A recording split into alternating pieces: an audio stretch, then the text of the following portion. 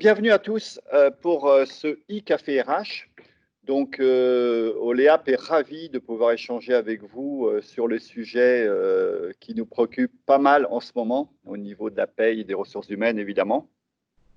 C'est un séminaire que nous faisons habituellement chaque année, plutôt en présentiel. Mais finalement, grâce à cette pandémie, on l'a organisé en visio. Et effectivement, ce n'est pas plus mal parce que ça permet d'avoir beaucoup de clients un peu plus éloignés qui peuvent nous rejoindre ce matin avec cette visioconférence. Tout d'abord, j'espère que vous allez tous bien au niveau de la santé, évidemment, et puis que vous passez petit à petit au travers des jours, des semaines et des mois de cette pandémie. Et malgré l'activité peut-être en baisse, ou en tout cas, il y a une densité importante au niveau de l'actualité sur la paye, évidemment. Donc, c'est l'occasion de prendre la parole auprès de vous pour faire quelques retours concernant les solutions Sedge que vous utilisez avec l'accompagnement d'Oléap. Consigne pour démarrer, donc comme je l'ai déjà dit, micro coupé. Et puis évidemment, en parallèle du séminaire, on pourra échanger ensemble, c'est une bonne occasion. Et pour cela, vous avez un petit icône de chat. Donc n'hésitez pas à communiquer avec nous via ce chat. Il y aura certaines réponses qui seront faites en temps réel, en parallèle. Et puis à la fin du séminaire, on vous propose un échange, il y aura un petit temps de parole pour faire un question-réponse directement en réouvrant les micros. Alors, ce matin, je serai accompagné de Patrick Soucot, qui est consultant paie chez Oléap.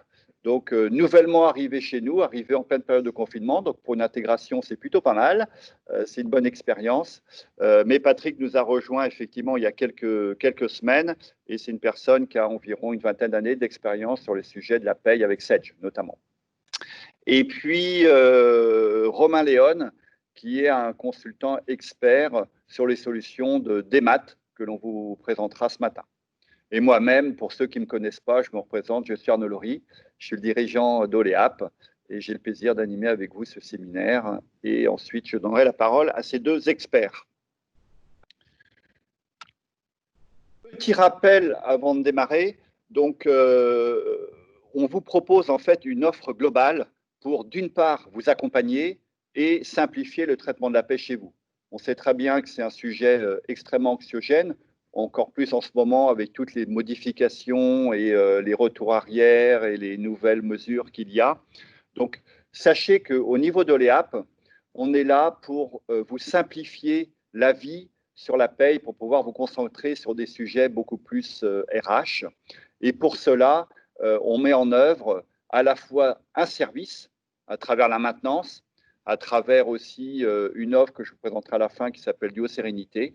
Et puis également, on est toujours à la pointe pour vous faire une veille sur ce qui va venir sur la paye, les nouvelles échéances, pour que vous puissiez anticiper avec nous la mise en place des paramétrages dans le logiciel. Et puis également, autour de SedgePay, il y a des outils. Donc, vous voyez des noms qui s'affichent à l'écran. Donc, il y a une partie DEMAT qu'on a déjà évoquée à certains moments. Donc, il y a la partie DEMAT de bulletin, il y a la partie DEMAT de documents RH. Donc, ça, c'est très important, surtout dans un contexte où ça va probablement évoluer au niveau du mode de fonctionnement des entreprises, avec une partie du travail en présentiel, une partie du travail à distance, à travers le télétravail. Donc, tous les outils qui vont vous permettre de simplifier les échanges entre les collaborateurs et le service paye sont très importants à travers les outils de DEMAT. Et puis également la mobilité à travers un nouveau module qu'on vous présentera ce matin qui s'appelle SEE, Sedge Espace Employé, qui permet de pouvoir échanger avec les collaborateurs concernant des éléments sur leur dossier et des éléments sur leur congé absence pour l'instant, ce qu'on vous présentera. Voilà. Et puis évidemment, vous savez qu'au niveau d'Oléap, on peut vous accompagner autour de la paye également sur tout le reporting, paye, RH, et les dernières en date étant la mise en place de l'EFH égalité femmes-hommes qu'il y a eu en début d'année. Donc voilà l'offre globale Donc, Oleap est là pour vous accompagner tant au niveau des modules, pour être toujours à la pointe des modules Sedge et des évolutions de la solution, mais également en termes d'accompagnement pour que ça soit le plus personnalisé avec vous et vous décharger au maximum de cette complexité. Voici pour l'introduction. Je vous propose de passer la parole directement donc, à Patrick Zucco, qui va animer ce séminaire sur la partie plus actualité Sedge.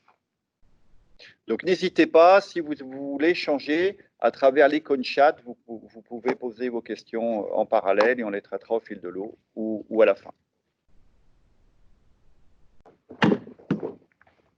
Merci Arnaud. Hop, je prends ta place. J'allume la caméra pour que vous puissiez découvrir mon visage. C'est quand même plus convivial. Donc, bonjour à tous.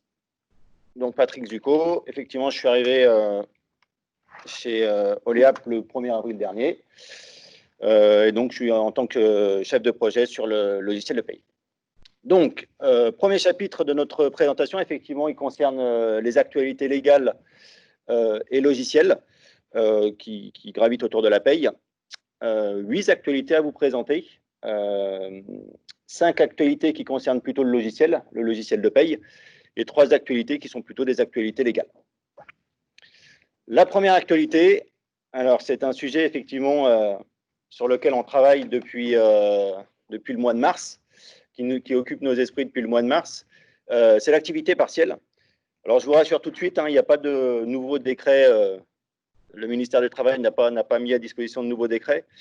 Ce qui change effectivement au mois de juin, c'est le calcul de l'allocation et le montant du remboursement que va vous verser l'ASP. Mais ça ne concerne que le calcul de l'allocation et donc pas le calcul de l'indemnité dans votre logiciel de paye. Donc vous n'avez pas de nouveau paramétrage à mettre en place. Ce que je voulais plutôt mettre en avant par rapport à l'activité partielle, c'était la communication qu'avait faite la Directe. La Directe au début du mois de juin. Et effectivement, où elle a précisé que son objectif était de contrôler. Apparemment, tous les micros ne sont pas coupés. Alors, attendez. Merci à vous aussi. Au revoir. Hop, désactiver les micros. Donc effectivement, la Directe qui va lancer une campagne de contrôle, une campagne de contrôle intensive en utilisant. On va couper les micros. Hop.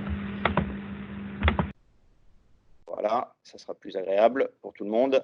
Et donc du coup, effectivement, la Directe qui a donc une campagne de contrôle, elle va utiliser tous les éléments qui sont à sa disposition. La DSN, les DSN que vous avez envoyés, elle va utiliser les déclarations que vous avez faites sur l'ASP, elle va utiliser les déclarations que vous avez faites à l'URSSAF, et elle veut que cette campagne, en tout cas, elle va la mener de manière intensive. Elle a même eu le droit, par rapport à la CNIL, de pouvoir accéder à vos bulletins de paye. Alors après, ils sont dans une logique très pédagogique, hein, c'est-à-dire que le droit à l'erreur, ils sont conscients du fait que les textes sont parus au fur et à mesure et que vous avez dû calculer les bulletins de paye et nous, on a dû mettre en place les paramétrages alors que tous les éléments n'étaient pas disponibles. Mais ceci étant dit, ils ont vraiment la volonté que les chiffres soient les plus justes possibles, donc ils vont vous solliciter. On a déjà plusieurs clients qui ont été contrôlés par la Directe. Les régularisations qui sont possibles, alors c'est effectivement, nous, c'est un travail qu'on a fait, donc les consultants d'Oleap l'ont déjà fait, on est déjà prêts. On a identifié en fait les régularisations qui sont possibles à travers l'activité partielle et les points de vigilance que vous devez avoir. Ils concernent le calcul du plafond de la sécurité sociale, ils concernent les bases indemnisées des contrats aidés, donc les contrats d'apprentissage. Ils concernent les régularisations de l'allocation complémentaire que vous avez pu calculer en bas de bulletin. Ils peuvent concerner la manière dont vous avez déclaré les éléments dans votre DSN ou ils concernent l'écrêtement de la CSG-CRDS. On a remarqué qu'effectivement, la Directe, d'après les premiers contrôles qui ont été effectués chez nos clients, qui se sont plutôt concentrés sur 3 sujets. Le premier sujet, effectivement, ce sont les heures structurelles et d'équivalence. C'est vrai qu'au début, donc au mois de mars et au mois d'avril, avant que les derniers décrets sortent, n'étaient concernés par les indemnités d'activité partielle que les heures dans la limite de 35 heures. Donc c'est vrai que ça, c'est des choses qui ont changé. Vous avez pu, à partir du mois d'avril, intégrer les heures structurelles. Mais voilà, en tout cas, c'est des contrôles qu'ils ont fait dans les entreprises que nos clients qu'ils ont contrôlés, que la Direct a fait. Le deuxième sujet sur lequel ils se sont concentrés, c'est sur le fait que l'indemnité d'activité partielle soit soumise aux cotisations de prévoyance. Donc, ils se sont concentrés sur le sujet en sachant qu'en accord avec les organismes complémentaires, vous pourriez avoir jusqu'à la fin de l'année pour corriger les éléments si vous n'aviez pas intégré vos indemnités complémentaires dans vos calculs. Et le dernier sujet sur lequel il faut que vous soyez vigilants, c'est le régime social des indemnités complémentaires où effectivement vous avez eu un changement qui est apparu au 1er mai, où si jamais le montant et la somme des indemnités légales plus les indemnités complémentaires sont supérieurs à 3,15 fois le SMIC, le montant excédent de l'indemnité complémentaire doit être soumis à cotisation. Donc là, il y a vraiment un contrôle de la Direct qui a été fait de manière assez précise sur ce point-là. Donc là, nous, on est là pour vous accompagner, hein, comme l'expliquait Arnaud tout à l'heure. On a des procédures, on a des méthodes de travail, on maîtrise assez bien la manière dont il faut traiter les régularisations. Donc, si vous en avez besoin, n'hésitez pas à nous solliciter. Donc, le premier sujet, donc voilà, c'était les régularisations par rapport à l'activité partielle. Le deuxième sujet, alors c'est une actualité, la deuxième actualité que je voulais vous présenter, c'est plutôt une actualité logicielle. Effectivement, vous avez donc une nouvelle version. Alors, vous l'avez peut-être vu à travers votre fil d'actualité dans votre logiciel de paye. Une nouvelle version qui est disponible depuis la semaine dernière, donc c'est la version 3. Et donc, elle présente plusieurs nouveautés. La première nouveauté qu'elle présente, la plus significative, c'est que désormais, dans le logiciel de paye, nous disposons en fait d'un module de gestion des calculs automatiques de l'indemnisation de vos arrêts de travail. C'est-à-dire que jusqu'à maintenant, pour calculer le nombre de jours que vous deviez indemniser, selon les règles qui existent au niveau du droit du travail, au niveau des conventions collectives, vous étiez obligé de le déterminer extra-paye. Ça veut dire dans un fichier Excel, par exemple, pour la plupart d'entre vous, on ne pouvait pas le traiter dans le logiciel, on ne pouvait pas le paramétrer dans le logiciel, parce qu'on avait, en tout cas, on pouvait le faire, mais c'était assez fastidieux. Donc là, Sage, depuis la version 3, nous met à disposition un module spécifique qui va nous permettre d'automatiser et de traiter le sujet, donc le calcul du nombre de jours maintenus et le pourcentage que vous voulez appliquer, nous permettre de le calculer dans le logiciel de paye. Ils ont mis en place un module assez souple qu'on va pouvoir adapter à votre situation, à votre convention collective, si vous en avez une, ou même aux règles de gestion que vous auriez personnalisées à travers un accord d'entreprise. Vous pouvez même paramétrer la gestion de l'indemnisation des arrêts de travail jusqu'au niveau du bulletin modèle. Et donc, la principale chose et la principale nouveauté qui permet de gérer l'indemnisation automatique des arrêts de travail, c'est le fait que, du coup, désormais, l'ensemble des jours indemnisés va être enregistré au niveau de votre logiciel de paye. Plutôt qu'un slide, je vais même vous montrer la version et ce dont je vous parle. Hop. Donc, effectivement, là, on est dans la version 3, donc la nouvelle version qui est disponible depuis la semaine dernière. Là, vous voyez la version 3 qui est disponible ici. Effectivement, le nouvel onglet dont je vous parlais, désormais, dans la version, voilà, c'est la nouveauté de la version. Vous avez désormais un onglet dans lequel est archivé l'ensemble des arrêts maladie et la manière dont l'arrêt maladie a été indemnisé. Et là, on se rend compte qu'effectivement, pour le salarié en question, elle a eu 4 arrêts de travail qui ont été enregistrés. Et voilà la manière dont les arrêts de travail ont été indemnisés. Et à chaque fois, effectivement, il enregistre la durée de l'arrêt de travail et le nombre de jours qu'il a indemnisé. L'onglet sur la fiche de personnel sera alimenté à chaque fois que vous créerez un arrêt de travail. Et donc, c'est ce qui va permettre au logiciel de déclencher les calculs automatiques. Au niveau des paramètres de paye, effectivement, vous allez pouvoir...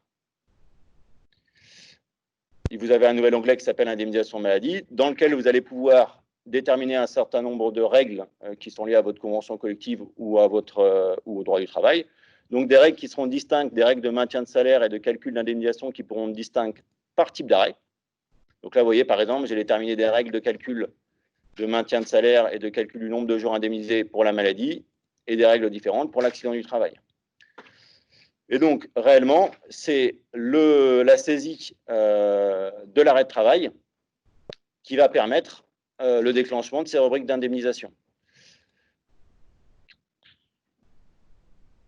Donc, c'est là, effectivement, j'ai saisi un arrêt de travail donc, du 3 mai au 28 mai. Donc, je suis positionné sur le mois de mai 2019. Donc, c'est réellement la saisie de l'arrêt de travail dans lequel, en fait, désormais, vous avez voilà, un calcul supplémentaire qui va s'effectuer, un calcul de jours indemnisés. Et en fonction du nombre de jours que le logiciel va calculer, il va aller alimenter de manière automatique les rubriques sur le bulletin de paye. Donc, effectivement, au final, vous n'aurez plus à manipuler sur le bulletin les rubriques d'indemnisation se déclencheront d'elles-mêmes en fonction des règles à appliquer et des arrêts de travail qui auront été enregistrés sur la fiche de personnel et qui auront déjà été indemnisés. Donc ça, il faut reconnaître que c'est une vraie plus-value par rapport à la version précédente. Donc ça, c'était la deuxième actualité que je voulais vous présenter. Patrick? Oui, dis-moi Arnaud. J'ai une question concernant ces arrêts de travail. Il y a une question d'un client. Oui. Est-ce que c'est adapté à la convention MSA?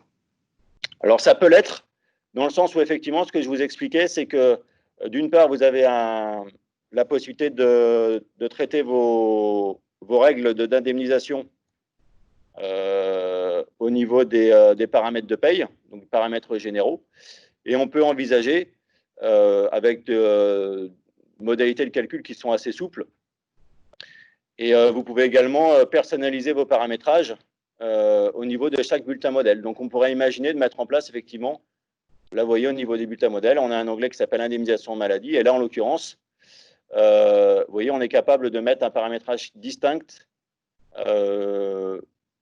en place pour les cadres, ce qui n'est pas le même pour l'indemnisation maladie que celui qui a été mis en place pour les non-cadres.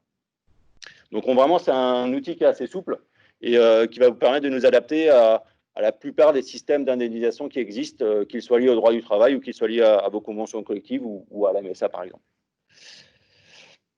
Et il est personnalisable. Donc là, vous voyez, par exemple, si je vous montre la constante, là, en l'occurrence, je l'ai créée, et donc c'est une constante qui va permettre de gérer l'indemnisation maladie pour les cadres uniquement, et en fonction d'une tranche d'ancienneté que j'aurais paramétrée. Donc là, on parle de 66 jours maintenus à 100% pour les cadres. Donc le logiciel et l'outil est assez flexible. Donc voilà, par rapport au nouveau module, donc vous pouvez nous solliciter pour que nous le mettions en place dans vos fichiers PRH. La deuxième actualité fonctionnelle, elle concerne un outil qui a été ajouté dans la version 3, encore une fois. C'est un outil qui va concerner surtout les entreprises qui importent des fichiers TXT chaque mois, donc des variables de paye, qui importent des événements, qui importent des nouvelles fiches de salariés. Et donc, c'est un outil. Donc là, jusqu'à maintenant, ce que vous étiez obligé de faire, c'est que dans votre logiciel de paye, fichier par fichier, fichier texte par fichier texte, fichier PRH par fichier PRH, vous étiez obligé de lancer l'import de vos fichiers manuellement. Désormais, vous avez un outil qui va vous permettre de lancer le traitement multi-société, multi-fichier en une seule opération. Je vous le montre. Donc voilà l'outil. Vous allez pouvoir préciser le répertoire dans lequel vous allez stocker les fichiers TXT et les fichiers PRH que vous voulez traiter. Vous allez pouvoir cocher les préférences que vous voulez appliquer. Et donc là, vous voyez, en cliquant sur le bouton import, j'ai lancé un traitement pour 4 sociétés et en important 11 fichiers.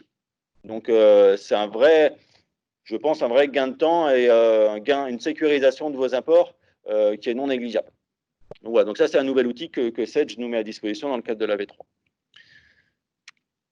La troisième actualité fonctionnelle qui est donc associée à la V3, c'est la possibilité désormais, comme vous récupérez vos CRM de manière automatique à travers Sedge ED Online, vous pouvez désormais, à partir du logiciel, récupérer de manière automatique vos fiches de paramétrage pour vos organismes complémentaires. Et donc le paramétrer, donc si vous voulez, en cliquant sur le bouton import FPOC au niveau du menu liste contrats sociaux, pardon, le logiciel va se connecter directement à Sedge ED Online de lui-même et puis il va aller télécharger les nouvelles fiches de paramétrage organismes complémentaires si elles existent et il va les mettre à jour dans votre logiciel de paye si vous le souhaitez. Donc ça, c'est une vraie plus-value, une vraie sécurisation de vos données. Au lieu d'aller sur Net Entreprise et télécharger vos fiches de paramétrage manuellement, du coup, vous pouvez utiliser le logiciel pour pouvoir le faire.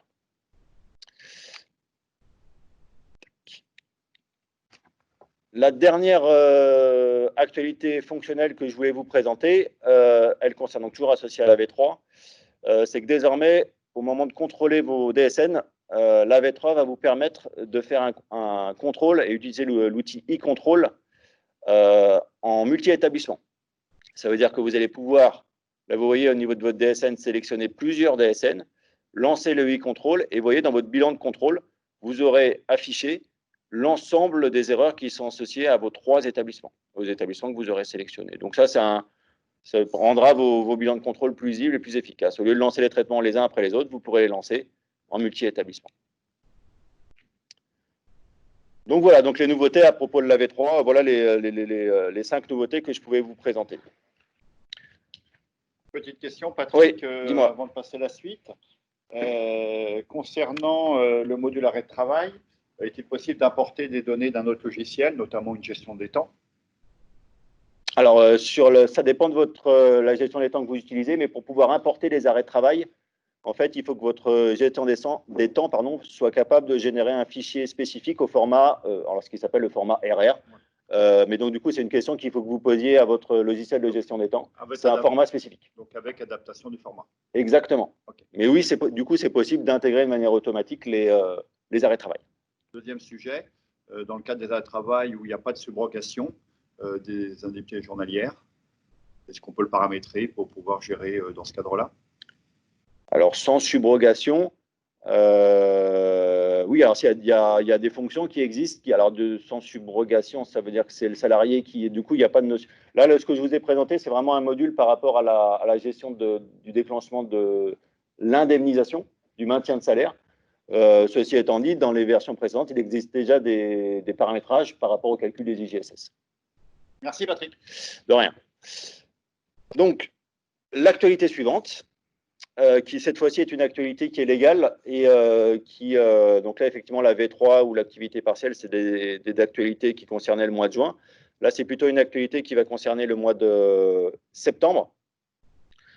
Où effectivement vous avez des nouveaux signalements qui vont être mis en place par le GIP-MDS, 2 nouveaux signalements, un signalement d'amorçage qui va vous permettre pour les nouveaux salariés, les salariés embauchés, de transmettre une déclaration via SageDS, via SageD Online et via Net Entreprise, qui va être transmise à la DGFiP ainsi aux organismes complémentaires. La DGFiP, en réponse, va vous transmettre le taux passe du salarié, le taux individualisé, s'il existe. Et les organismes complémentaires vont être capables et vont utiliser ce signalement pour inscrire le salarié dans leur liste et pour déclencher l'affiliation. Donc voilà, donc ça peut être c'est pas une déclaration obligatoire, elle ne remplace pas la DPAE, mais ceci étant dit, voilà, ça peut avoir du sens de l'utiliser. Donc c'est à partir du mois de septembre que vous pourriez l'utiliser. Et puis vous avez un deuxième nouveau signalement qui sera le fin de contrat unique, qui démarre en septembre, qui à terme remplacera le signalement de fin de contrat et les AED. L'avantage du signalement de fin de contrat unique par rapport au FCT, si on le compare, c'est qu'effectivement le FCT, fin de contrat unique, permet d'envoyer une déclaration et une FCT sans avoir à déclarer une DSN mensuelle au préalable, ce qui était une des contraintes du signalement de fin de contrat. Donc, quand vous aviez un salarié qui était embauché et qui partait le premier mois, voilà, on avait des difficultés à utiliser le FCT. Le FCT unique permettra de corriger la situation. Dernière nouveauté que je voulais vous présenter, elle concerne la DOETH. Effectivement, donc là, on est plus sur une vue 2021 et nouveau cahier technique 2021. Ce qu'il faut avoir à l'esprit, c'est que jusqu'à maintenant, votre DOETH, vous la déclariez, vous l'établissiez et vous payez la cotisation si elle était due, vous la payez sur le site de l'AGFiP. Désormais, le paiement de la cotisation transitera plutôt par la DSN et transitera par votre DSN du mois que vous enverrez en mars 2021 et donc qui correspondra à la DSN de février 2021. Et donc, du coup, ça nécessitera de mettre en place des paramétrages qu'on mettra en place d'ici la fin de l'année. Donc là, effectivement, par rapport à la DOTH, déjà depuis le début de l'année, vous remplissez le statut de BOTH sur chacune de vos fiches de personnel. J'espère que chacun d'entre vous le fait. Et effectivement, la nouveauté, c'est qu'au mois de mars 2021, sur votre bordereau de février, votre bordereau URSSAF, vous aurez une nouvelle ligne DUX si vous êtes concerné par la cotisation handicapée. J'en ai terminé. Alors, du coup, oui, je termine par la feuille de route. Donc, effectivement, là, ce tableau-là récapitule les changements dont je vous ai parlé et vous donne des points de repère par rapport à l'époque où vous pourrez les mettre en place. Donc, l'activité partielle et la V3, vous pouvez la déployer et les mettre en place dès maintenant. Les signalements de fin de contrat, signalements d'amorçage à partir du mois de septembre. Et puis, donc, les traitements de fin d'année, dont la DOTH et le nouveau cahier technique 2021. On commencera à travailler sur le sujet dès le mois de septembre et pour étendre le déploiement de la V3 et puis et du nouveau cahier technique 2021 jusqu'au mois de décembre pour qu'au mois de janvier, vous soyez prêts. J'en ai terminé. Alors effectivement, une nouvelle question. La DPAE, il n'est pas prévu qu'elle soit intégrée dans c'est surprenant, hein, mais il n'est pas prévu qu'elle soit intégrée et qu'elle transite par la DSN. Le GIP-MDS refuse d'intégrer la DPAE dans la DSN et la raison qu'ils invoquent, c'est qu'ils ne veulent pas polluer leur base de données. Ça veut dire que DPAE, parfois vous avez des salariés, vous créez les DPAE, le salarié ne vient pas. Et donc, du coup, voilà, ils ne veulent pas polluer leur base de données. Donc, pour l'instant, ce n'est pas quelque chose qui est prévu. C'est dans les cartons, mais on n'a rien de concret à vous présenter. Donc, j'en ai terminé avec la présentation des actualités. J'espère qu'elles vous auront intéressé. Et, évidemment, vous pouvez continuer à vous poser vos questions et puis donc on vous répondra en fin de présentation. Je vais passer la parole à Romain. Romain, tu nous entends? Bonjour Patrick. Bonjour Romain. Du coup, je te laisse la parole et présenter le module Sales dématérialisation des documents RH. Ok, super.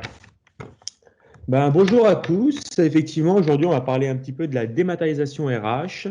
Et donc, effectivement, quoi de mieux pour initier ce point que de discuter du contexte. Effectivement, depuis, si on réfléchit sur une année glissante, on a vécu beaucoup d'événements entre des manifestations et des blocages de transport, de routes. On a eu aussi des grèves SNCF et maintenant ce fameux Covid. On se rend compte que l'actualité et le contexte en fait, nous amènent à changer un peu nos mœurs et nos habitudes de travail. Et donc, il va falloir trouver de nouvelles solutions et de ça, on ressurgit beaucoup de nouveaux besoins. Ces nouveaux besoins, c'est cette capacité de continuer à faire son travail à distance. D'être capable de gérer ses dossiers collaborateurs, d'envoyer son bulletin de paye, de faire signer un nouveau contrat. Toutes ces choses qui avant étaient quelque chose d'assez simple parce qu'on se rencontrait, on en discutait au bureau, et aujourd'hui qui n'est pas toujours aussi facile. Si on regarde côté expérience salariée, c'est également une nouveauté.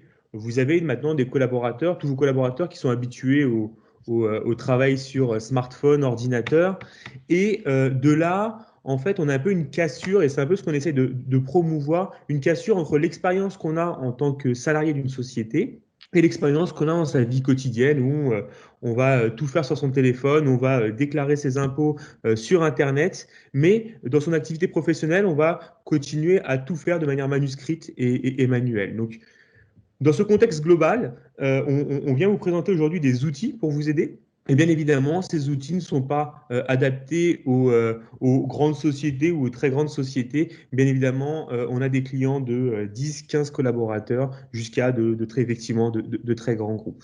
Sage dématérialisation RH, qui est un outil qui est global et qui va vous permettre, avec une plateforme RH, de pouvoir gérer vos documents RH. Donc, je vais être capable de gérer mes documents, de faire signer électroniquement même un contrat de travail. Et tout ça, bien évidemment, dans un contexte de sécurité où je vais pouvoir gérer tous ces documents.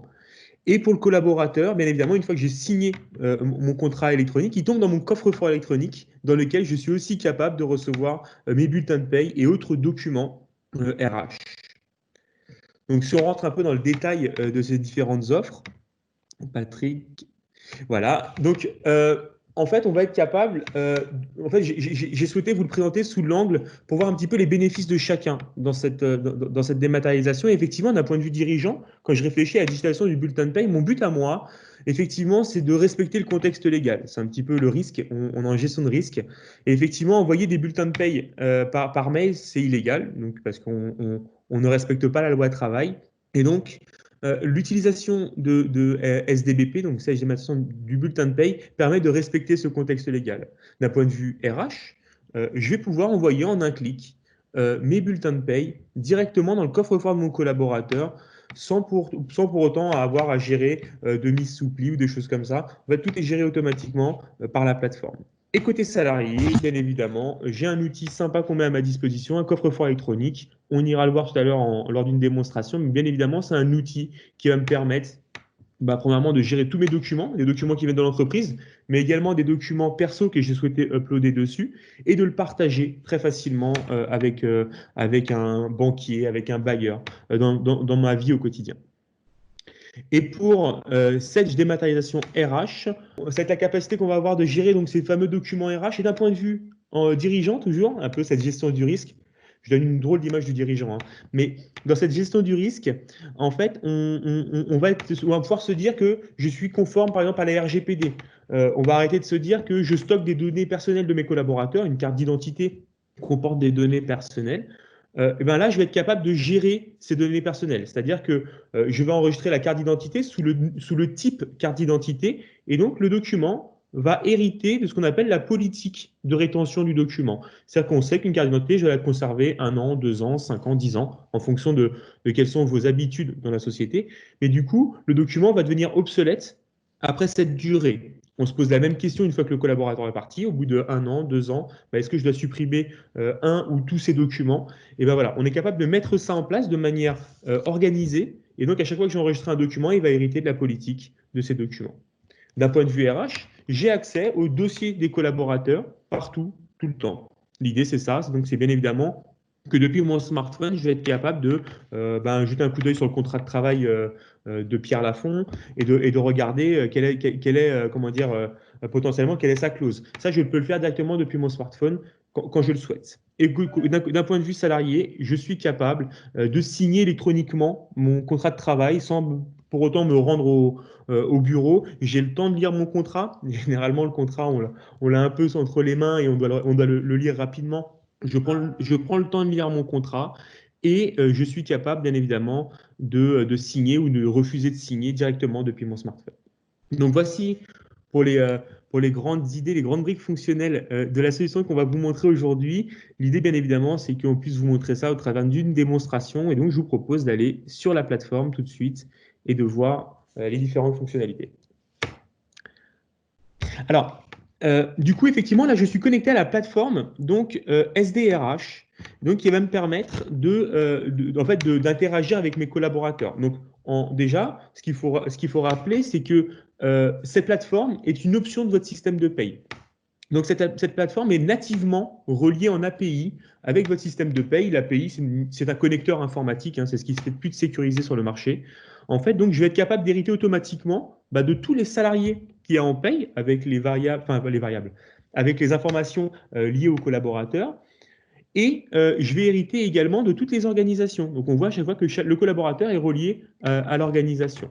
Et également, en fait, au moment où vous allez pouvoir éditer vos bulletins de paye, vous allez avoir sur votre fenêtre d'édition 2 coches qui sont sur la droite qui vont se dégriser et qui vont vous permettre, en fait, au moment de l'édition du bulletin, de le digitaliser. Et donc, plutôt que ça parte vers l'imprimante ou vers un moteur PDF, ça va partir automatiquement dans la plateforme ici. Ça va créer ce qu'on appelle un projet de distribution. Donc là, je suis connecté en tant que gestionnaire RH. J'ai envoyé les bulletins de paye sur la plateforme SDRH. Et donc, je me rends compte effectivement que ça a créé un projet de distribution. Un projet de distribution, c'est qu'en fait, la plateforme a récupéré tous les bulletins de paye.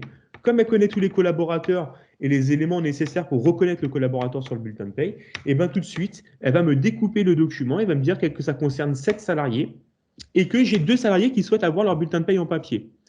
Comment ça se passe? Vous savez que depuis janvier 2017, en fait, le collaborateur peut manifester son refus. Avant, c'était à lui de manifester son envie d'avoir un bulletin de paye dématérialisé. Maintenant, on le prévient un mois à l'avance et s'il ne manifeste pas son refus, il est digitalisé. Mais là, en l'occurrence, j'ai 2 salariés qui ont souhaité l'avoir en papier. Donc, ce que je peux faire, première action, c'est de télécharger ce regroupement papier, donc télécharger les 2 bulletins de paye des salariés qui ont refusé cette dématérialisation. Deuxième action que je peux faire, un peu comme je le fais dans une enveloppe quand j'envoie mes bulletins de paye, je suis capable d'ajouter une annexe non nominative, c'est-à-dire une note d'information, le mot du président, les vœux, tout ce que je peux mettre habituellement dans l'enveloppe, là je suis capable de le mettre dans chacun des envois des bulletins en annexe non nominative. Si j'ai terminé mon contrôle, il ne me reste plus qu'à valider ma distribution, et donc je clique sur OK, et donc là, les bulletins de paye vont être envoyés dans les coffres-forts de mes collaborateurs, donc on le voit ici, mon projet est ici. Donc, on va en préparer les campagnes, c'est-à-dire préparer l'envoi. On va envoyer des emails de notification à chacun des collaborateurs pour lui dire que son bulletin de paye est bien dans son coffre-fort. Donc, si je résume, la digitalisation du bulletin de paye, c'est aussi simple que ça. Vous restez dans votre univers habituel. Au moment de votre fenêtre d'édition, vous cochez sur la partie droite l'envoi des bulletins de paye dans la plateforme. Quand vous êtes sur la plateforme, vous allez sur le projet, vous vérifiez, vous ajoutez une annexe et vous n'avez plus qu'à valider ce projet pour que ça parte dans les coffres-forts électroniques. Donc, comme on l'a dit, on synchronise tous les salariés sur cette plateforme. Donc, si je clique sur un salarié, j'ai accès à son dossier dématérialisé, c'est-à-dire en fait, toute une arborescence qu'on est capable, qu'on crée en fait au moment de la mise en place de la solution ou qu'on adapte en fonction si celle qui est standard vous plaît, mais au moins on est capable de l'adapter et chaque type de document a une place dans cette arborescence. Ce qu'on va voir, c'est comment on est capable d'alimenter cet espace de stockage et donc, effectivement, généralement, les documents arrivent soit en papier, soit par mail. Et en fait, on travaille avec un système, ce qu'on appelle de bannette. Donc, une bannette, c'est un peu l'équivalent d'une bannette plastique que j'aurai sur mon bureau, dans lesquelles je vais venir déposer les documents que je veux mettre dans les dossiers de mes collaborateurs. Donc, cette bannette, elle peut être collective ou personnelle. Et donc, ici, je me rends compte qu'on m'a envoyé des éléments dans ma bannette. Or, soit quelqu'un a scanné les documents, et donc les documents viennent automatiquement sur la plateforme, soit on m'a envoyé un mail avec les documents en pièce jointe à l'adresse de la bannette. Et donc, ça me crée une tâche que je peux traiter. Cette tâche, je me rends compte qu'effectivement, Pierre Lafont m'a remis ses documents, mais il m'a tout scanné en masse. Première action, je vais être capable de découper ce document en sous-documents. Ça permet d'éviter pour les gens qui scannent en masse les documents, et là, je suis capable de découper. Donc, vous voyez, c'est très simple. Je fais 3 documents distincts, dont un de 2 pages. J'enregistre mes documents, et là, effectivement, j'ai découpé mon document. Et donc là, je vais être capable de renseigner les champs, c'est-à-dire de typer, parce que je dis que c'est un diplôme qu'il appartient à Pierre Lafont, je tape les premières lettres. J'ai des raccourcis pour éviter des fautes de frappe dans le titre, diplôme Pierre Lafont. Et ici, on me donne le dossier de destination, et surtout, on me donne des champs personnalisés, c'est-à-dire des champs qui sont liés au type de document. Dans le diplôme, on a souhaité savoir la date, le niveau, le nom du diplôme, mais dans les champs qui ne sont pas obligatoires. Donc, je suis capable de renseigner pour améliorer ma gestion documentaire, mais là, je ne renseigne pas. Ici, j'ai ma carte vitale. Hop, donc la même chose. Il reconnaît aussi que c'est Pierre Lafont, parce que ça vient du même document. Et donc ici, j'ai une date de début de validité obligatoire. Donc, on va renseigner une date. Hop, et je sauvegarde. Et ici, dernier document, j'ai ma carte d'identité. Hop, type de document, nom du salarié. Là, pareil, j'ai une date de début, une date de fin de validité, donc que la date de fin qui est obligatoire. Donc là, je peux mettre la date et je sauvegarde. Donc, ce que j'ai fait en 1 minute en parlant beaucoup, j'ai reçu les documents dans ma plateforme, je les ai découpés, je leur ai donné un titre, un type, et je l'ai adressé à une personne. J'ai plus qu'à terminer ma tâche, mes documents vont partir automatiquement dans le dossier du collaborateur, dans le bon sous-dossier. Donc, par exemple, si je vais voir le dossier de Pierre Lafont, je vais dans salarié, je tape son nom, les premières lettres. Et donc ici, je me rends compte effectivement dans le dossier embauche, j'ai bien les 3 documents avec potentiellement une vue vignette qui est quand même un peu plus sympa. Et je retrouve les 3 documents qu'on vient d'enregistrer. Donc si je clique sur le diplôme, j'ai bien, comme quoi ça appartient à Pierre Lafont, quand est-ce qu'il a été déposé, par qui, par quel biais, est-ce que c'est au travers d'une signature, est-ce que c'est au travers d'un dépôt de gestionnaire. Donc là, j'ai toutes les informations et même les métadonnées liées aux collaborateurs. À tout moment, bien évidemment, on parle d'une plateforme globale, je peux partager ce document dans le coffre-fort de mon collaborateur. En un clic, bien évidemment, si vous mettez une attestation employeur, en un clic, vous le mettez dans le coffre-fort de votre collaborateur.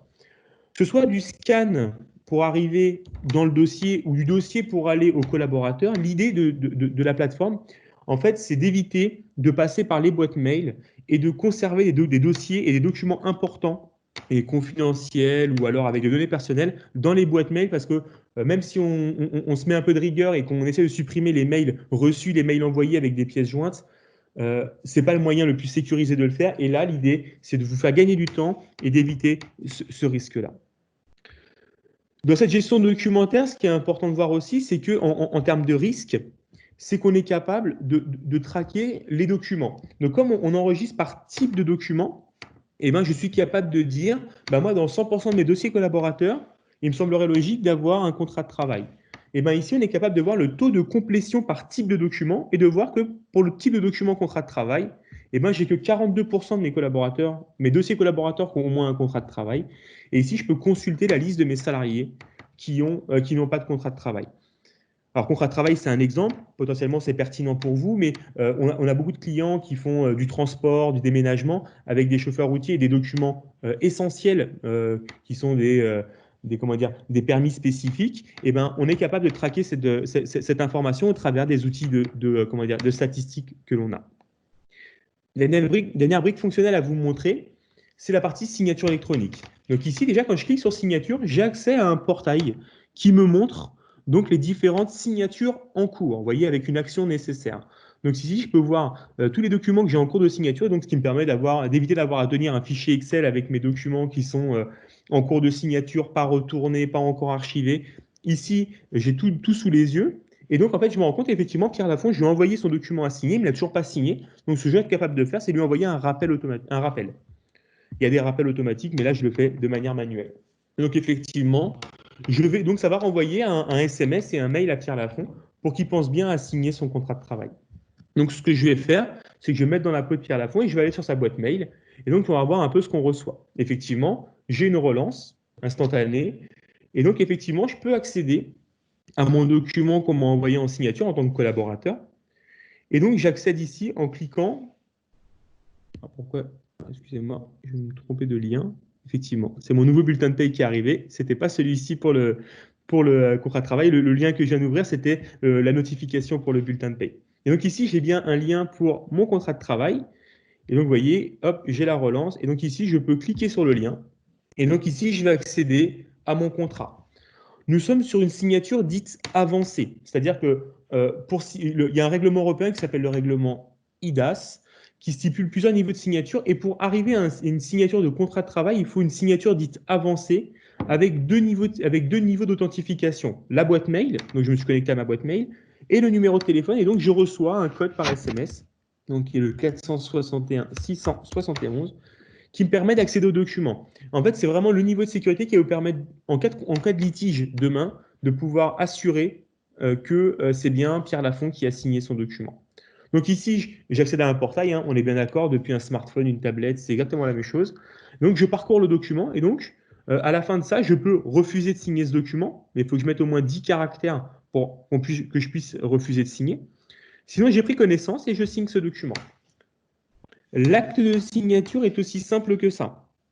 J'ai rentré mon login mot de passe, j'ai rentré le code qu'on m'a envoyé, je clique sur un bouton, je signe le document. Et donc, comme je suis le dernier signataire de ce document, le document est parti s'enregistrer dans le coffre-fort de Pierre Lafont et dans le dossier RH de Pierre Lafont de manière automatique, sans que j'ai besoin de faire d'action supplémentaire. Ce qu'on va pouvoir aller voir. Ici, effectivement, si je vais dans le dossier de Pierre Lafont, donc ici, si je retourne sur mon portail de signature et que je rafraîchis la page, forcément, j'ai plus d'action nécessaire sur la signature de Pierre Lafont. Donc, si je retourne dans toutes les signatures, l'avenant de contrat de Pierre Lafont a bien été archivé. Je vais dans son dossier, j'ai un petit raccourci ici, je vais dans contrat, et effectivement, on se rend compte que j'ai bien l'avenant au contrat de Pierre Lafont qui est signé. Et là, on voit bien que l'origine est la signature le 16 juin, et que, si je vais à la fin, j'ai bien un tampon qui me dit qu'il a été signé électroniquement par Pierre Lafont. Ce n'est pas ce petit écriteau qui fait foi en cas de contrôle.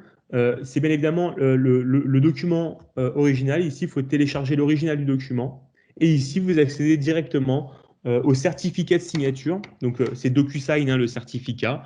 On accède directement au certificat de signature et on peut justifier de la véracité de la signature. Donc, voilà pour la partie RH. Rapidement, je vous propose d'aller sur le coffre-fort du collaborateur. Donc, je me connecte via soit le lien qu'on a vu tout à l'heure, donc qu'on reçoit par mail, soit j'ai enregistré ou j'ai tapé MyPeopleDoc dans Google, j'accède à la page, login mot de passe. Donc le login mot de passe, bien évidemment, si le collaborateur l'oublie, il a des petits raccourcis, ou sinon il a même un bouton assistance pour les demandes un peu plus complètes. Et donc c'est bien évidemment le support PeopleDoc qui gère cette problématique. Ici, j'accède à mon bulletin de paye. Donc, c'est le document que j'ai reçu. Comme j'ai cliqué sur le lien directement, j'accède directement à mon bulletin de paye, je peux le consulter. Et ici, en noir, j'ai tous les documents que je n'ai pas encore ouverts. Donc, je vois que mon entreprise m'a envoyé une attestation employeur, que j'ai eu un document lié au déconfinement. Et j'ai reçu également l'avenant au contrat de travail qu'on a signé ensemble. Donc, de la même manière, hein, je peux parcourir mon contrat, j'ai l'écrit d'autres signatures, et donc c'est bien un document archivé dans mon coffre-fort. Et donc ici, à chaque fois que le document est poussé depuis la plateforme RH, et ben ici, je vois les étiquettes qui sont liées. Donc là, c'est une attestation employeur, un bulletin de paye. Je suis capable de mettre des étiquettes supplémentaires. Donc, on peut dire que là, c'est un bulletin de paye de l'année 2020, pardon. Donc tout ça de manière très simple, hein, c'est intuitif à prendre en main. Je suis capable donc de rajouter des documents supplémentaires jusqu'à 10 gigas de documents, des documents personnels. Et aussi, je suis capable donc de partager ces documents vers l'extérieur. Hein. Si je prends tous mes bulletins de paye, par exemple, hop, en un clic, je prends mes 3 derniers bulletins, tac, tac, tac, et je partage ces documents à l'extérieur, c'est-à-dire avec mon banquier, avec mon bailleur. Je mets un nom à l'espace de partage. L'espace de partage s'arrêtera demain. Je mets l'adresse mail de mon banquier, et puis il pourra télécharger automatiquement ces documents. Donc voilà pour les fonctionnalités globales de la plateforme. Je suis à votre disposition donc à la fin. Si vous avez des questions sur la solution, j'y répondrai avec plaisir. Il y a déjà plusieurs questions qui ont été posées. Effectivement, on les abordera en fin de présentation. Sedge Espace Employé, c'est un module que Sedge nous a mis à disposition depuis qu'il a ajouté à son catalogue de l'année dernière. Je voulais commencer par vous présenter la feuille de route de l'outil, ne serait-ce que pour vous montrer que cette feuille de route, elle est riche et que Sedge avance à grands pas pour nous fournir un outil qui soit le plus complet possible. Donc depuis l'année dernière, Sedge nous a mis à disposition nous a déjà mis à disposition un module de gestion des absences et des congés. Nous a également mis à disposition un module qui nous permet de gérer le dossier du salarié. Dès le mois de septembre, on aura à nouveau une nouvelle version où le dossier salarié sera étoffé et surtout, on sera capable de saisir de manière décentralisée les variables du mois, donc type heures supplémentaires ou type prime, à partir de Sedge Espace employé. Et en décembre, un nouveau module est prévu et sera ajouté à Sedge Espace employé, le module de gestion des entretiens annuels. Donc vraiment une feuille de route qui est riche et dans laquelle nous croyons beaucoup. Enfin, Oléap croit beaucoup. Le module SEE, donc ce que je vous expliquais, c'est qu'évidemment, c'est une solution 100% SaaS, une solution qui est hébergée hébergée par Sedge, l'hébergement est géré par Sedge sur Windows Azure, et en sachant que les données sont hébergées en France. Aucune installation de l'espace Sedge Espace employé n'est nécessaire sur vos serveurs. La seule chose que nous aurons installée sur vos serveurs sera le connecteur qui permettra de faire le lien entre votre logiciel de paye et donc du coup l'espace Sedge Espace employé. Les principaux éléments qu'il faut que vous reteniez à propos de Sedge Espace employé, c'est qu'effectivement, le premier point, c'est que Sedge Espace employé est un outil qui est multisociété, c'est-à-dire que vous pouvez encapsuler en fait dans votre espace Sedge SEE l'intégralité de vos fichiers PRH et l'intégralité de vos salariés. Donc, vous n'aurez qu'un seul espace dans lequel apparaîtront les salariés qui composent l'ensemble de vos sociétés. Évidemment, on parle d'une solution qui est mobile, donc qui est accessible par vos salariés aussi bien dans l'entreprise, également accessible en dehors de l'entreprise, 24 heures sur 24 et 7 jours sur 7, et également accessible sur le téléphone portable à travers des apps, aussi bien sur les téléphones Android que sur les téléphones Apple. Effectivement, on parle d'une solution qui va vous permettre de dématérialiser vos processus. Alors pour le moment, le processus de gestion des absences. On est vraiment dans la logique d'abandonner le document papier que le salarié remplit pour faire sa demande de congé payé, qui fait valider à son manager que le manager signe, qui remet à son gestionnaire de paye dans un classeur et que le gestionnaire de paye est ressaisi dans sa paye. On est vraiment dans une logique de la logique dites-le une fois, c'est-à-dire que le salarié crée son absence dans le logiciel de gestion des temps et ensuite l'absence suit un circuit de validation et est intégré automatiquement dans le logiciel de paye.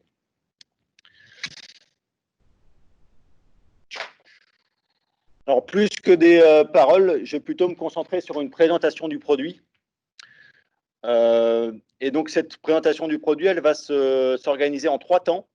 Un premier temps où je vais me connecter en fait en tant qu'Alain Duchef, qui est manager d'une équipe de 4 personnes et qui va me permettre en fait de vous présenter l'interface auquel le manager peut accéder et aux fonctions auxquelles il peut accéder en tant que manager. Donc, la possibilité de valider des congés payés, la possibilité d'accéder aux données RH du salarié, la possibilité d'accéder au planning de son équipe. Enfin, donc, du coup, je vais vous le montrer.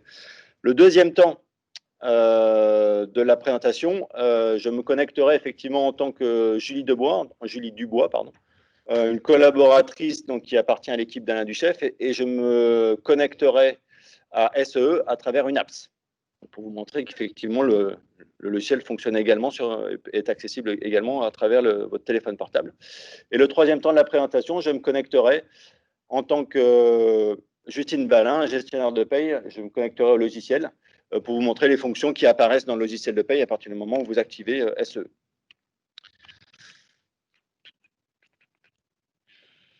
SEE.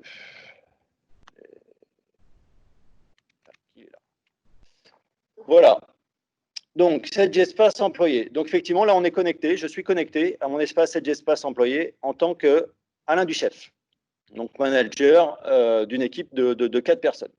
Donc là, effectivement, j'ai un écran d'accueil qui est assez riche et qui va permettre de traiter la plupart des tâches qu'un manager peut avoir à réaliser. Donc déjà, la première chose, c'est que cet écran d'accueil, évidemment, je peux le personnaliser en fonction des besoins que j'ai et chaque collaborateur pourra le personnaliser en fonction des besoins qu'il aura. Le premier écran en haut à gauche de la page d'accueil me permet de consulter les demandes qui sont à traiter. Donc vous voyez, là en l'occurrence, j'ai des demandes aussi bien de congés payés que de RTT, ce qui me fait dire qu'effectivement le logiciel SEE va vous permettre non seulement de gérer donc les absences congés payés, les absences RTT, les absences, les CET, les congés sans solde, enfin, toutes les absences qui peuvent être liées à un circuit de validation. Mais vous pouvez également envisager d'utiliser l'outil comme un outil de saisie décentralisée des absences telles que des arrêts de travail, les arrêts maladie par exemple, qui ne vont pas être saisis par le salarié évidemment, mais du coup qui pourraient être saisis par exemple par le responsable d'établissement, saisis sur SEE et donc transiter par un circuit de validation vers le responsable RH et ensuite intégré dans la paye. Donc ça pourrait être également, SEE peut être utilisé pour saisir les congés payés en tant que collaborateur, il peut être aussi utilisé comme un outil de décentralisation de la saisie des absences de maladie. Donc ça, c'est le premier écran en haut à gauche. Donc vous voyez, c'est là où je vais pouvoir valider les absences et les refuser. Le deuxième écran à gauche va me permettre de consulter la composition de mon équipe. Et là, effectivement, je me rends compte que sur 5 personnes, 3 personnes sont absentes. Et effectivement, quand je regarde le planning, je me rends compte que le 16 juin, j'ai Julie Dubois qui est en congé payé, Vincent Durand et également Christiane Lévesque. Donc là, la composition de mon équipe avec les personnes qui sont présentes. Sur la partie, donc au milieu de l'écran, j'accède à mes droits en cours. Donc évidemment, mes compteurs, aussi bien de RTT que de congés payés, en tant qu'Alain Duchef. Mais j'accède également aux compteurs de l'ensemble des personnes de mon équipe. Aussi bien les compteurs de congés payés que les compteurs de RTT ou de CET, enfin en tout cas ceux qui sont traités et ceux qu'on a paramétrés au niveau de SE. Vous verrez qu'à chaque fois que vous avez une liste dans Sedgespace employé, vous avez accès au bouton ici qui va vous permettre de filtrer votre liste. Ça veut dire que par exemple, si je veux consulter uniquement mes soldes, je vais pouvoir sélectionner, réduire la liste et pouvoir consulter uniquement mes soldes de RTT et de congés payés sur l'ensemble des exercices. Si je veux ne consulter mes soldes que sur l'année 2019, voilà, de manière très simple, je vais pouvoir utiliser les filtres qui se présentent juste au-dessus de la liste.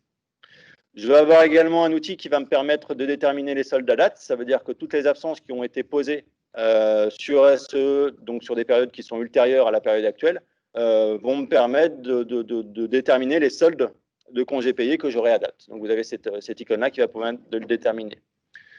Sur la partie basse de l'écran, vous avez accès à un planning, donc le planning de votre équipe.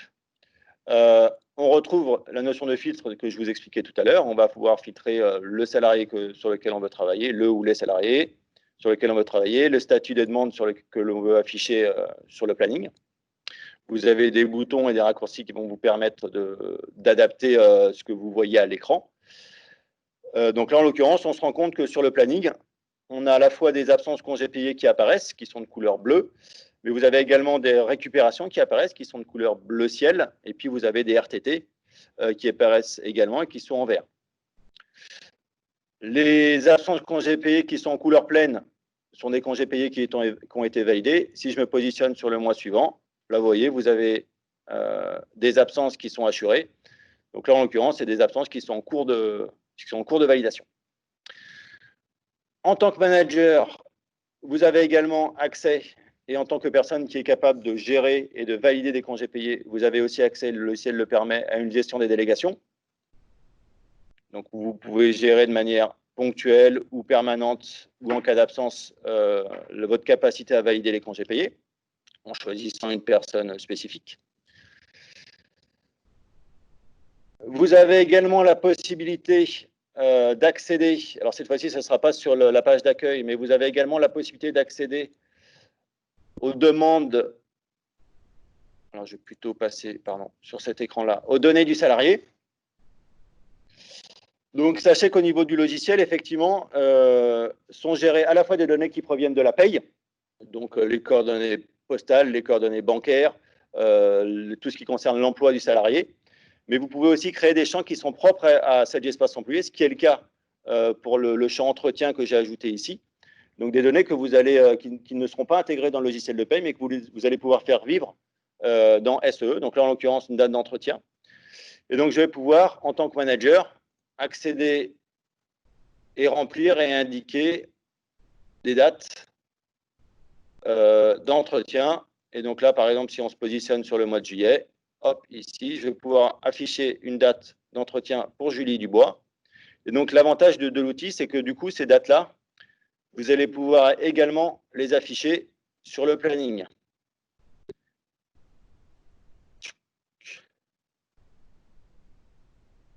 Voilà, donc vous voyez les dates d'entretien. Donc, Florence Boulanger, qui avait déjà un entretien qui était posé au 15 juin, la date apparaît. Et donc, du coup, sur Julie Dubois, on se rend compte qu'effectivement, il y a une date d'entretien, alors du coup, qui est en conflit avec une demande de congé payé qui est en attente de validation.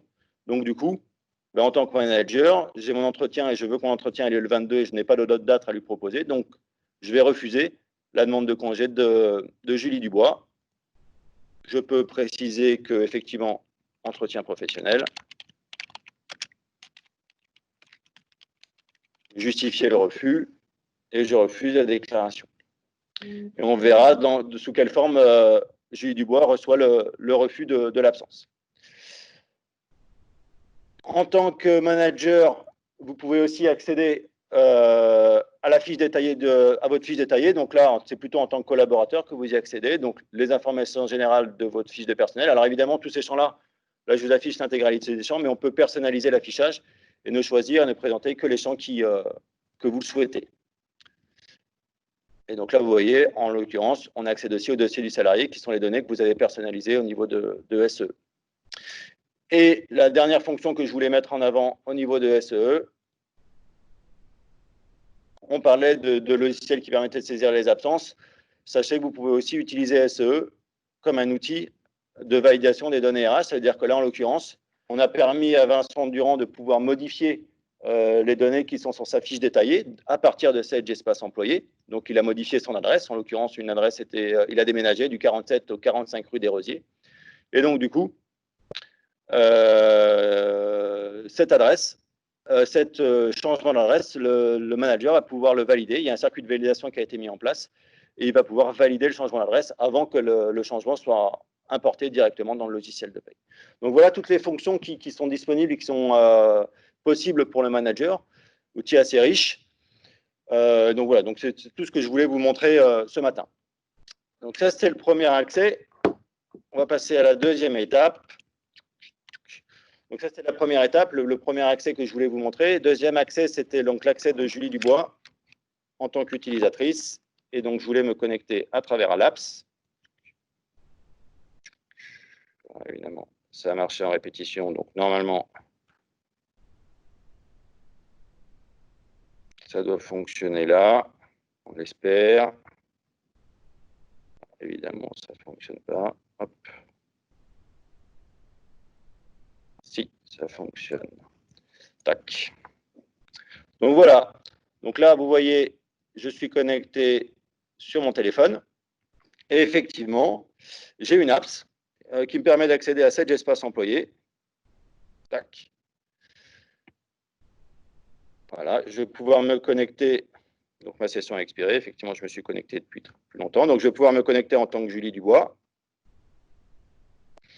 Et là, je vais pouvoir me rendre compte qu'il y a une notification qui est en attente. Donc et là, je vais pouvoir me rendre compte que la demande que j'ai refusée à travers l'espace de Alain Duchef, effectivement, je suis informé que ma demande a été refusée. Donc je peux le consulter et suivre l'état de mes demandes sur mon téléphone.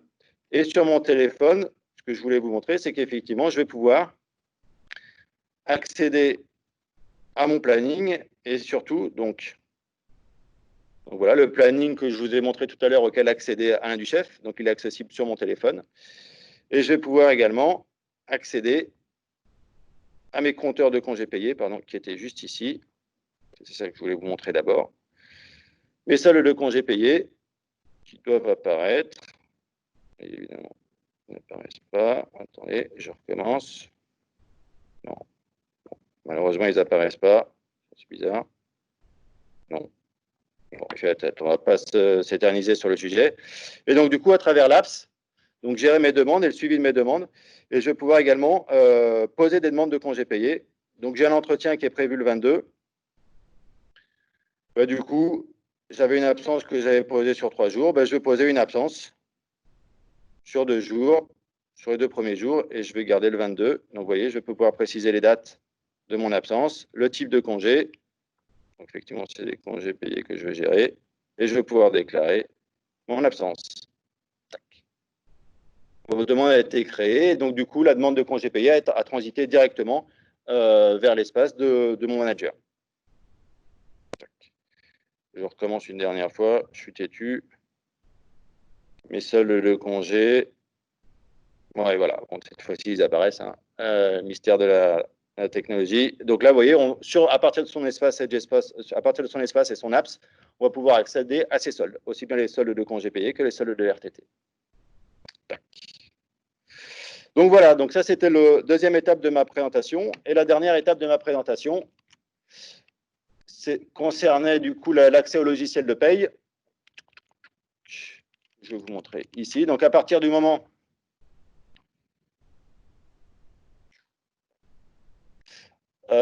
où vous avez activé votre espace, cet espace employé, ici, dans le module de paye, vous allez avoir accès à 4 commandes. Une commande qui va vous permettre de synchroniser vos salariés en temps réel à partir donc, du logiciel de paye, synchroniser aussi bien vos salariés que vos compteurs.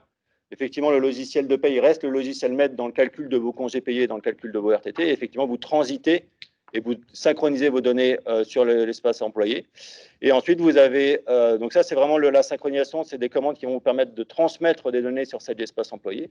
Et vos 2 commandes d'import sont des commandes que vous allez utiliser pour mettre à jour vos données en provenance de cet espace employé et de les intégrer dans votre logiciel de paye. Donc, par exemple, le module d'import des événements va vous permettre d'importer voilà, l'ensemble des absences qui ont été validées sur cet espace employé seront disponibles à l'import dans le logiciel de paye. Et donc, du coup, en cliquant sur importer, vous intégrerez, donc par exemple, Monsieur Duchef, les absences qui ont été validées sur SEE seront intégrées directement dans l'onglet détail du bulletin de paye. Donc voilà ce que je voulais mettre en avant à propos de SEE. Je reviens à l'écran. Je laisse la parole à Arnaud qui va aborder le sujet de Duo Sérénité.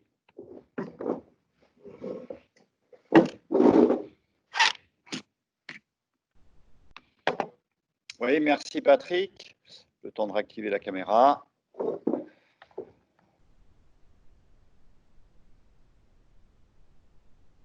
voici qui est chose faite. Oui, petite aparté, donc on décale un petit peu au niveau de l'horaire, donc je pense qu'on va, on va se donner quand même un petit temps pour les questions-réponses, parce qu'il y a eu des questions à la fois sur la partie des maths et la partie SE. Moi, rapidement, avant cela, je voulais vous faire partager donc un service donc, on a initié chez Oleap depuis maintenant presque 2 ans, qui s'appelle Duo Sérénité. Et l'objectif pour nous, à travers ce service qu'on vous propose, c'est de vous soulager de toute l'anxiété liée à la paye, à la fois pour la mise à jour du logiciel et à la fois pour la partie mise à jour légale. Donc, le service qu'on vous propose, on aura l'occasion d'en reparler directement en face à face avec chacun d'entre vous si vous êtes intéressé. L'idée, c'est premièrement de vous faire part des évolutions et deuxièmement de les anticiper et de les planifier pour que vous puissiez nous confier cette partie et d'externaliser finalement partiellement à la fois l'installation technique et à la fois la mise en œuvre légale. Donc, en complément du contrat standard que l'on a avec vous, à travers le service de Sérénité, tout au long de l'année, on planifie par l'avance toute la partie mise à jour. L'objectif ensuite, c'est ensemble de valider et de contrôler que tout est OK pour que vous puissiez vous consacrer exclusivement à la partie traitement des bulletins. Donc voilà, ce service Duo Sérénité, on aura l'occasion d'y revenir pour ceux qui sont intéressés.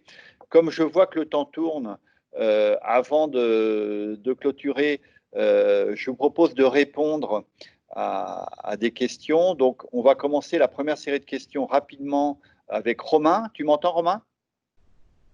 Oui. Ouais. Alors, sur la partie des maths, donc sur la partie des maths, donc pour répondre déjà tout de suite à une question, donc il s'agit d'une option complémentaire au logiciel. Donc cette option est ventilée en 2 services. Un premier service qui s'appelle SDBP, donc dématérialisation de la partie bulletin de paye, et un deuxième service complémentaire qui s'appelle SDRH, donc c'est la démat des documents RH. Donc, il y a ça, Romain, quelques questions. Peux-tu confirmer qu'il y a un lien avec le CPA? Alors, on a eu la super surprise en novembre dernier que le CPA a été transformé en mon compte personnel formation. Donc, il n'y a plus de CPA proprement dit. Donc, nous l'étions. Et si demain, on venait à avoir un espace CPA, nous le serions. Ouais, d'accord. OK.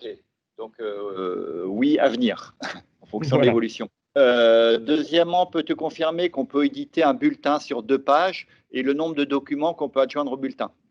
Alors, pas de limite sur le nombre de documents à adjoindre et bien évidemment, l'outil reconnaît s'il y a 1, 2, 3 pages sur un bulletin. Ça ne gêne pas le fonctionnement. D'accord. Question suivante. Que peut-on faire des documents existants? Donc, beaucoup d'entreprises et de clients n'ont pas attendu pour gérer des documents dans des dossiers salariés et en les scannant notamment.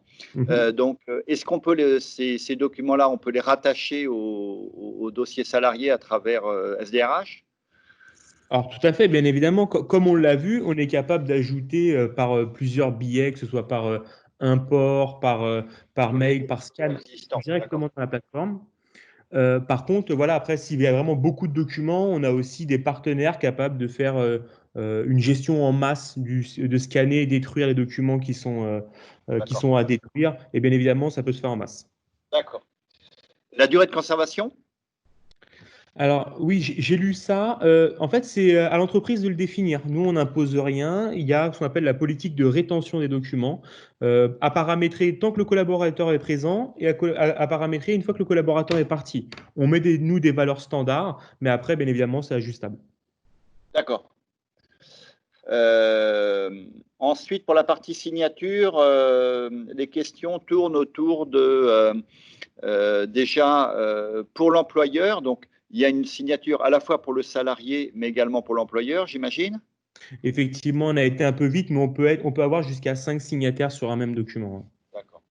Et puis ensuite, peut-on y apposer du texte, notamment lu et approuvé, bon pour accord, etc. Alors non, généralement ça se fait. En fait, il n'y a pas de. C'est pas une notion qui existe en document électronique comme le fait de parapher les documents. En fait, le fait qu'on vient certifier électroniquement l'intégralité du document PDF, faut pas le raisonner comme une signature papier où on vient mettre une mention sur la dernière page. On appose un certificat sur l'intégralité du document et le fait de le signer veut dire qu'on est d'accord avec le document. Donc, ça a une valeur juridique à ce niveau-là. Exactement. Mais on a des grands donneurs d'ordre comme Canal+ ou Randstad qui font plusieurs centaines de milliers de signatures à l'année et comment dire, ils ont largement ce qu'il faut pour le faire. Donc, il n'y a pas de Ok, problème. très bien. Merci Romain. Avec plaisir. Je passe au deuxième volet, donc les différentes questions qu'on a pu avoir sur la partie SEE, donc Sedge Espace Employé, qui est le traitement dématérialisé en mobilité des gestions congés et absences. Donc, tout d'abord, Patrick, peux-tu confirmer qu'on peut faire un export Excel? Oui, on peut traiter et gérer l'import des fichiers Excel à partir on peut exporter les plannings, aussi bien sur Excel que en PDF. D'accord. Peux-tu confirmer qu'on peut gérer tous les types d'absences également? Toutes les absences qui sont paramétrées dans le logiciel peuvent être ajoutées dans SEE et peuvent être gérées à travers un processus de validation. D'accord. Question intéressante sur les soldes. Peut-on avoir une visu des soldes en temps réel et en tenant compte notamment des demandes en cours? On peut effectivement afficher les soldes à date à travers le module que je vous ai présenté tout à l'heure, où effectivement, alors là, on ne voyait que les soldes et les compteurs des collaborateurs de Alain Duchef, mais effectivement, on peut avoir aussi une vue RH, gestionnaire de paye, où on pourra consulter l'intégralité des soldes de chaque salarié par type d'absence. Et effectivement, ces soldes-là tiendront compte des absences qui ont été posées dans SEE, mais qui n'ont pas encore été intégrées dans la paye. Donc, effectivement, on parle de soldes à date. D'accord. OK, je crois que c'est tout pour les questions sur SEE, me semble-t-il. Écoutez, moi, ce que je vous propose, c'est de clôturer ce séminaire. Désolé, on a dépassé d'un quart d'heure, d'un petit quart d'heure, parce qu'on a démarré en retard. Néanmoins, on vous propose, si vous souhaitez aller plus loin sur les deux modules, Démat Bulletin et RH et Sedge Espace Employé, on va proposer des webinars, mais dédiés démonstrations, beaucoup plus personnalisés. Donc, voici les dates. On vous fera passer, évidemment, ce document sur la présentation si vous voulez participer et vous inscrire. Et puis pour finir, concernant le service complémentaire du Haut-Sérénité sur lequel j'étais obligé d'aller un petit peu vite, si vous êtes intéressé, n'hésitez pas à échanger, à revenir vers chez Oleap Aurélie ou Anne-Sophie et on pourra vous expliquer un peu plus en détail le contenu de ce service qui est une couche de service supplémentaire au contrat de maintenance standard afin de vous permettre d'externaliser partiellement la paye. Évidemment, ce n'est pas le traitement de bulletin, mais c'est l'externalisation des paramétrages et l'externalisation technique. Voilà, notre séminaire est terminé. J'espère que vous aviez un bon café pendant ce moment, parce que ça dure un petit peu plus que prévu. Et en tout cas, j'espère que ça a répondu aux attentes que vous pouviez avoir. Je vous souhaite une bonne journée et puis au plaisir de vous retrouver, soit par un échange avec nos assistantes, soit lors des prochains webinars. Bonne journée à tous et à très bientôt. Au revoir.